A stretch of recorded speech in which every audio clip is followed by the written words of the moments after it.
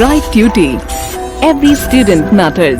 We have just summarized the entire thing again here, that the water is absorbed by the, here you can see, they absorb by the, from the roots. Absolutely. The water is taken from the soil by the roots.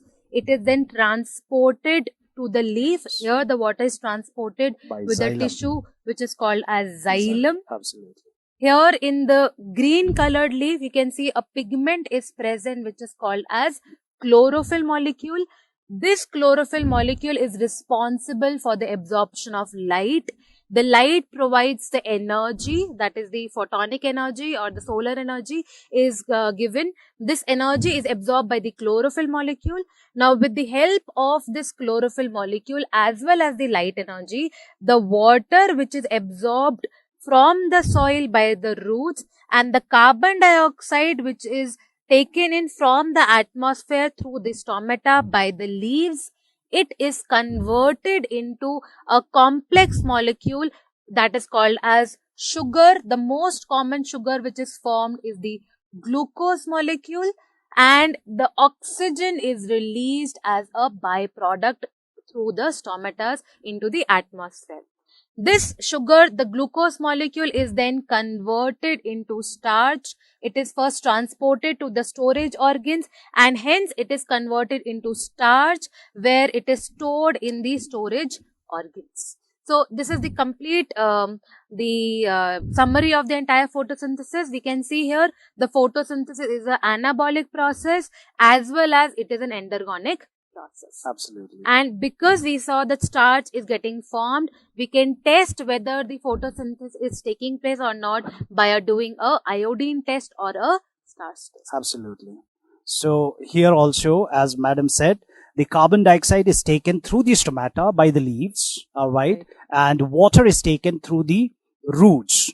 Please understand over here, carbon dioxide is mainly taken through the leaves, through the stomata, but the question is, if the carbon dioxide is released by a process known as respiration, as we are going to relate two process, photosynthesis and respiration. Respiration is energy releasing process, Right. where they will release energy. Along with the energy, they will also release Carbon dioxide. absolutely. So these carbon dioxide are also synthesized within the leaf.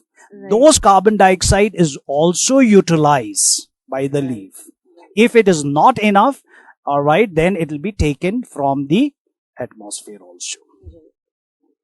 So, sir, we are telling that water and carbon dioxide, chlorophyll and light, all these are very important for photosynthesis. Absolutely. But how do we know? Were there any experiments done to prove it? Because we are just by saying that students won't believe us, right? True. So science always requires proof.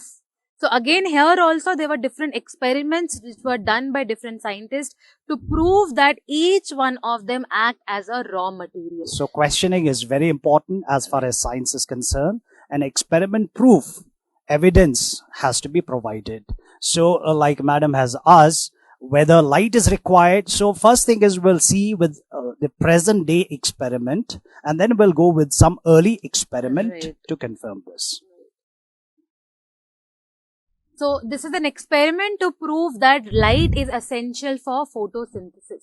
Now this is a very common experiment you must have done in your lower classes also. We'll just recapitulate everything and discuss this experiment as well as see whether light is actually required for photosynthesis or not. So for this experiment, first of all, what we have to do, we have to take a destarched plant. Now for destarching a plant, we have to keep it in the dark for around 48 to 72 hours. Now what does the term destarch mean? Why do we always say destarch? Destarch means that the starch is completely consumed by the plant for the undergoing the different metabolic activities. So when we keep the plant in the dark for around 48 to 72 hours, at that time there is no photosynthesis which is taking place. The plant is not producing any food, no carbohydrate is getting produced. So what does the plant do? It will start taking in the stored food for carrying out the metabolic activities, like for us also. When we are fasting, when we are not taking any food. So what the body does, the body will consume the fat stored inside the body. So the body for metabolic activities, for producing energy, it will start oxidizing the fat. Same thing is happening in case of the plants also. So first we have to de-starch the plant. So but why is it important? Like why can't we simply take and see? So what happens over here? We want to prove light is required for photosynthesis. So we do an indirect experiment. We cannot directly see at our level, all right, whether the chlorophyll is absorbing light energy or not. So what we do is we confirm whether light was involved in photosynthesis by checking whether starch is formed.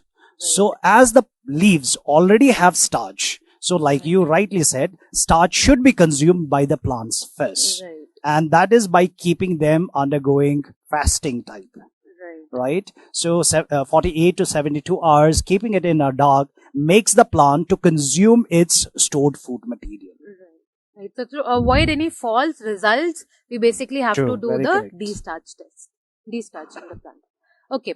So for proving that the light is essential, what we do is that first of all we take a de-starch plant. In that plant, one leaf, what we do, we add a black strip to the leaf. So black strip is covered so that that part of the leaf does not receive light. Rest of the part will receive light. Right. So we take this leaf, Plant, we complete. take this plant in which the leaf is there. The leaf Correct. is covered by black strip. You can see we have not covered the complete leaf. True, very true. Only a part of the leaf is covered by the black strip. Now, whichever part is covered with the black strip, that part will not get any sunlight. So now we will keep this plant in the sun for few hours for the photosynthesis to take place. After once we have kept the plant for photosynthesis in the sun for carrying out photosynthesis for few hours. After that, what we'll do, we'll take this leaf. We'll plug this leaf. Right. And then this leaf will be inserted in boiling water. Sir, why are we inserting it in boiling water? So the plug leaf is placed inside the boiling water to stop all the reaction. Arrest this, and that arresting of the reaction is done by keeping it a very, very high temperature water because it denatures the enzyme. So reaction stops there itself. So we don't want to see further changes which must be taking place. All right. So we place this in a boiling water to stop the reaction by denaturing the enzymes. Right. So basically the boiling water denatures the enzyme, as sir said. Why? Because all the enzymes work at a particular temperature and a particular pH. So when we insert it in boiling water, we are making the enzyme inactive, and you know all the metabolic activity in the living system is enzymatically controlled. So if the enzymes are not there, none of the metabolic activities will take place. Correct. So, like Madam said, the enzyme works in a range of temperature. If it goes beyond that range, Right. the enzyme gets denatured and the reaction may not be taking place. Next thing we find over here is we are putting the same leaf after boiling in an alcohol. Right. So most common alcohol taken is the ethanol, and you can see we're heating the alcohol, right? Indirectly, Indirectly. keeping in a water bath. Right. Sir, why not directly? Why are we keeping in the You water will bath? kill the experimenter.